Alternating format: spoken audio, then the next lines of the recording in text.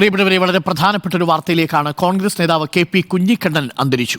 അപകടത്തെ തുടർന്ന് കണ്ണൂരിലെ സ്വകാര്യ ആശുപത്രിയിൽ ചികിത്സയിലായിരുന്നു. മുൻ ഉദുമ MLA ആണ് KP കുഞ്ഞിക്കണ്ണൻ. അർച്ചന രവീന്ദ്രൻ ചേരുന്നു കൂടുതൽ വിവരങ്ങളുമായി. അർച്ചന, എപ്പോഴായിരുന്നു അന്ത്യം? അരുൺ, ഇന്ന് പുലർച്ചെയായിരുന്നു അന്ത്യം. ഒരാഴ്ച മുമ്പ് നീലേശ്വരം പോലീസ് സ്റ്റേഷൻ സമീപത്തുണ്ടായ വാഹനാപകടത്തിലാണ് അദ്ദേഹത്തിന് ഗുരുതരമായ പരിക്കേറ്റത്. തുടർന്ന് കാഞ്ഞങ്ങാട് സ്വകാര്യ ആശുപത്രിയിൽ ചികിത്സയിലായിരുന്നു അദ്ദേഹത്തെ. നില ഗുരുതരമായതിനാൽ കണ്ണൂരിലെ സ്വകാര്യ ആശുപത്രിയിലേക്ക് മാറ്റുകയായിരുന്നു. കാഞ്ഞങ്ങാട് ഒരു യോഗത്തിൽ പങ്കെടുത്ത് പയ്യന്നൂരിലെ വീട്ടിലേക്ക് പോകുന്ന വഴിയിലായിരുന്നു ഇത്തരത്തിലൊരു അപകടം സംഭവിച്ചതും. വാരിയലിന് കാര്യമായ തകരാർ അപകടത്തിൽ സംഭവിച്ചിരുന്നു. ഇതിനിടയിൽ ഈ ഒരു ചികിത്സയിൽ ഇരിക്കെ തന്നെ മറ്റ് ചില അസുഖങ്ങളും കൂടെ അദ്ദേഹത്തിന് സ്ഥിരീകരിക്കുന്ന ഒരു സാഹചര്യം ഉണ്ടായിരുന്നു.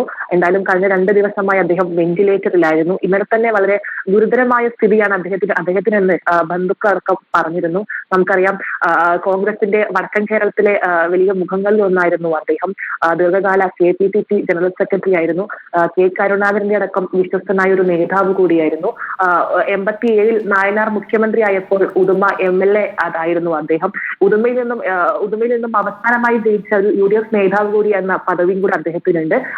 കട്ടകം പയ്യന്നൂർ ആണെങ്കിലും അദ്ദേഹത്തിന്റെ പ്രവർത്തനങ്ങളെല്ലാം കേന്ദ്രീകരിച്ചത് കാസർഗോഡ് ജില്ലയിൽ മാത്രമായിരുന്നു. വിവിധ മേഖലകളിലടക്കം അദ്ദേഹം പ്രവർത്തിച്ചിട്ടുണ്ട്.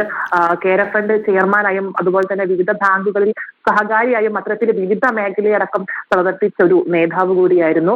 എന്തായാലും വടക്കൻ കേരളത്തിലെ കോൺഗ്രസിന്റെ ഒരു സ്പന്ദനം തൊട്ടറിയുന്ന ഒരു വ്യക്തി ആണ് അദ്ദേഹം.